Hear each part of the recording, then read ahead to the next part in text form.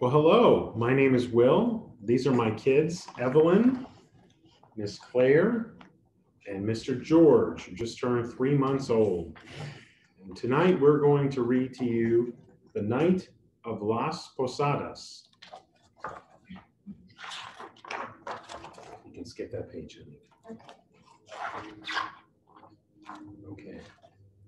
In a little village high in the mountains above Santa Fe, preparations for Las Posadas have been going on for weeks. Can you show them the picture? Very nice.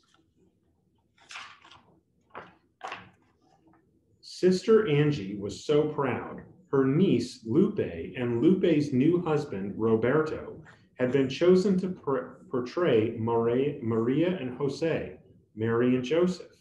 Sister Angie had been in charge of Las Posadas for years and years.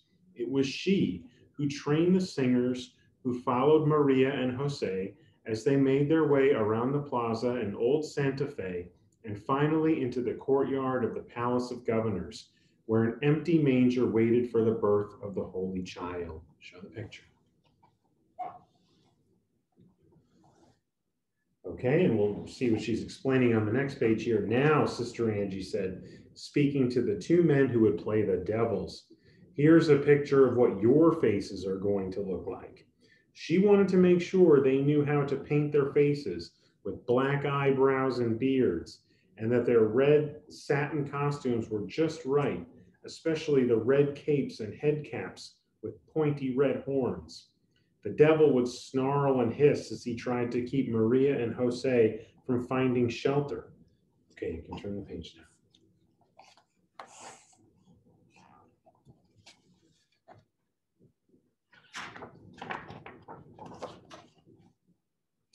Sister Angie always made the costumes for Maria and Jose herself. Blue and white for Maria, brown for Jose. Stand still, she told Roberto. Lupe, I hope he isn't as fidgety at his home as he is here. Oh no, Angie, he's just nervous about being Jose. Oh well, Sister Angie said, let's just go to the church and look at Maria and Jose. They will give you inspiration. Miguel Oviedo, the Santero maker, had made a beautiful carving of Maria and Jose for the Golden Jubilee of Sister Angie the year before.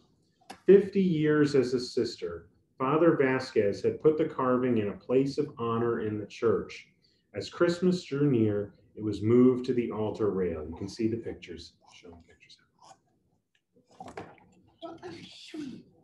Pictures show the story. Next page, please. Show the page. Thank you.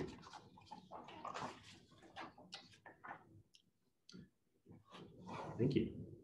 They stood looking up at Maria and Jose on their way to Bethlehem. Just think of the carving and try to look like them, Sister Angie told them. I will, promised Roberto. At least we don't have to worry about the burro. Las Posadas didn't have a burro in the procession. Maria and Jose walked. The burro had only made problems, so they had stopped using one years ago. You can imagine the problems a donkey might make. So the pictures, okay?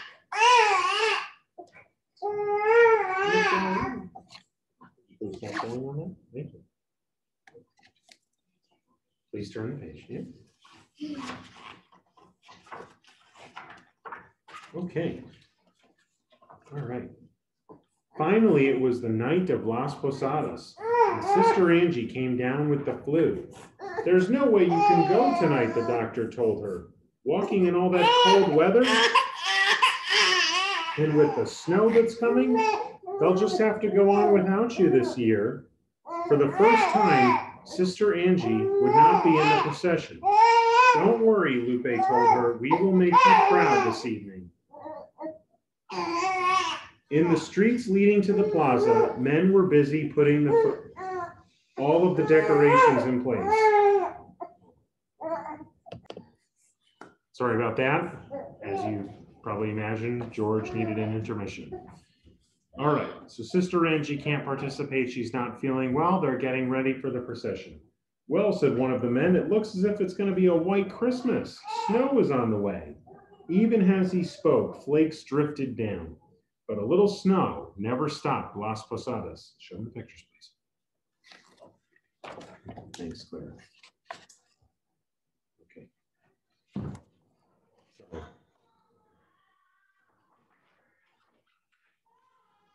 Up in the village, the singers, the candle bearers, and the devils piled into their cars.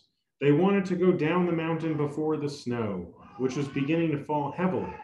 Do you have the music? Where's my guitar? Wait, I forgot my gloves and my earmuffs. I'm so nervous. It's a good thing you're not Maria. You'd faint. Me. I hope my voice is loud enough. I've never sung the devil before. It was the same every year. Sister Angie looked out of her window. Yes, she wiped away a tear as she saw Roberto's old pickup pull outside.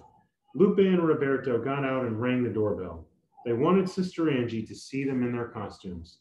Ah, Maria and Jose, you look wonderful. If I had my way, I'd offer you shelter right here. Now give me a kiss and be off. Let's see what they look like. Show them. There. Okay. All right. Sorry about that. Okay. So we have Lupe and Roberto dressed up as Mary and Joseph, and they are ready now to go off. Can you turn the page, please? Thank you. Okay. Roberto and Lupe were the last to leave the village. Roberto's pickup had been acting up lately, and the deep snow didn't help. A sudden skid and the motor died. What to do? I'll walk ahead and see if I can get some help, Roberto told Lupe. Wrap up and I'll be back before you know it. Down in the town, everyone had gathered. The snow had tapered off and was falling gently. Everything was lit. The plaza looked magical. Where are Lupe and Roberto? Father Vasquez asked. It's almost time to start. The guitars were tuned. The horn player had warmed up. The singers were ready. Even the devils were ready. But no Roberto and no Lupe. And everyone knows that you cannot have Las Posadas without Maria and Jose. Show the pictures, please.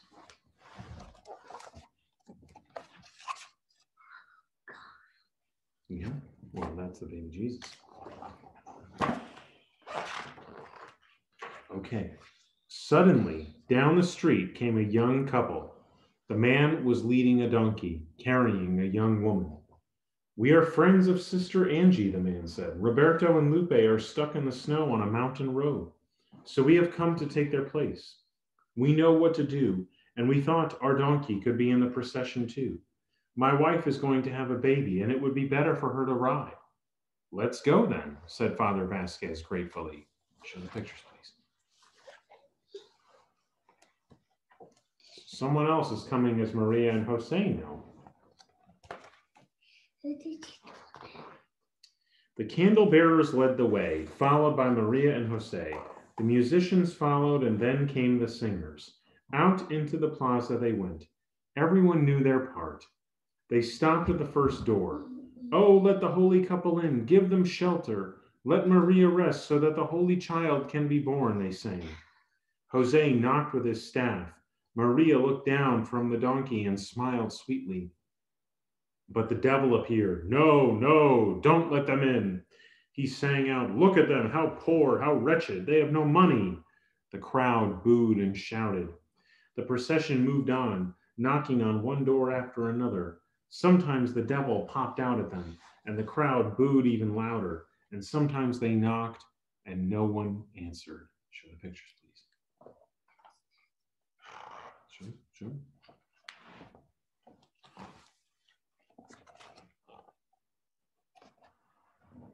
Okay.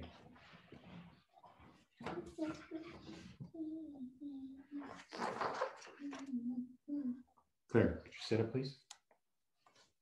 Thanks.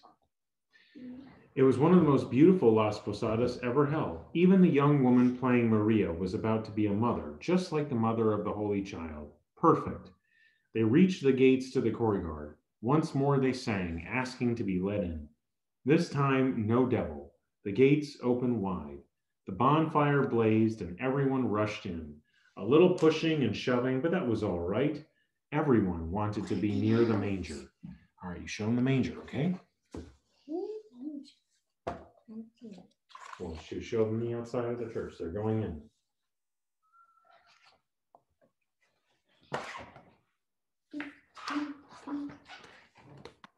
Okay. Well, you certainly saved Las Posadas, Father Vasquez said, thanking the young couple who had taken Lupe and Roberto's place, but they were nowhere to be seen. Maybe they didn't know that they were to sit in the special place near the empty manger. Father Vasquez, we're so sorry to be late. It was Lupe and Roberto, calling out as they rushed into the courtyard. Did we ruin everything? No, Father Vasquez says. Sister Angie's friends were here. They led the procession. But now I can't find them. Go quickly and sit by the manger. What friends? Lupe whispered to Roberto. Show the pictures, please.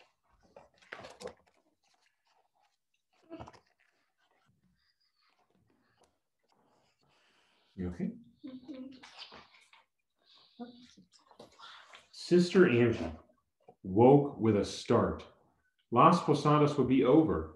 Everyone would be having their hot chocolate and cookies. The villagers would be back in an hour or two. I hope Lupe and Roberto did well, she thought. Sister Angie was feeling so much better. She looked out of the window. The snow had almost stopped. Drifts covered the rooftops and the street below. I'll just go over to the church and light a candle, she said to herself. She bundled up and put the key to the church in her pocket. Sister Angie crossed the street and stood in front of the church. Footprints in the snow on the steps led up to the door. She didn't think too much of it. All right, open the door. All right, turn the page, show the picture.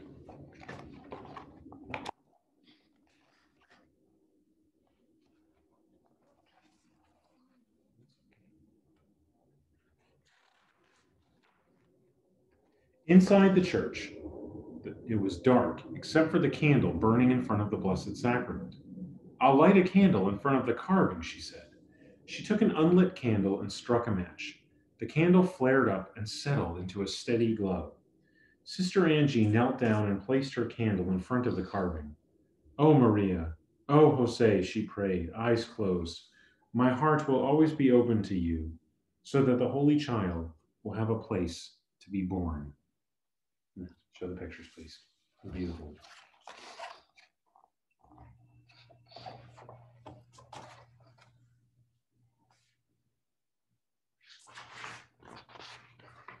Sister Angie opened her eyes. There in front of her, she saw wet footprints leading to the carving. She looked up. The cloaks of Maria and Jose were covered in fresh snow. Take a look. Show the picture.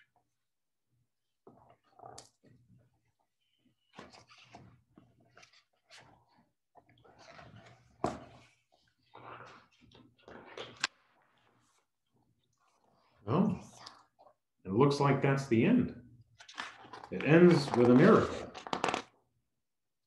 Real live Mary and Joseph. Well, girls, it ends, the next page in this book has Silent Night on it.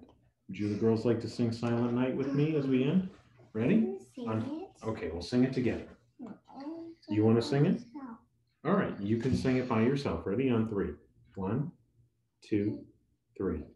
Silent night, holy night, the stars all as bright.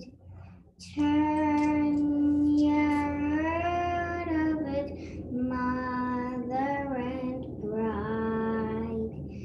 Sleep in heavenly keep.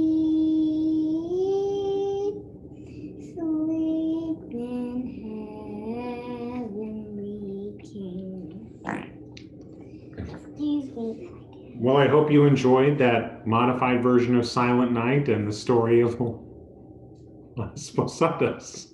I wish you a Merry Christmas, a Happy New Year, and I pray that God bless all of you now and always. Merry Christmas. You can say Merry Christmas, Miss Claire? I'm 6 years old. Merry Christmas. I'm 4 years old. Good night. Thank you.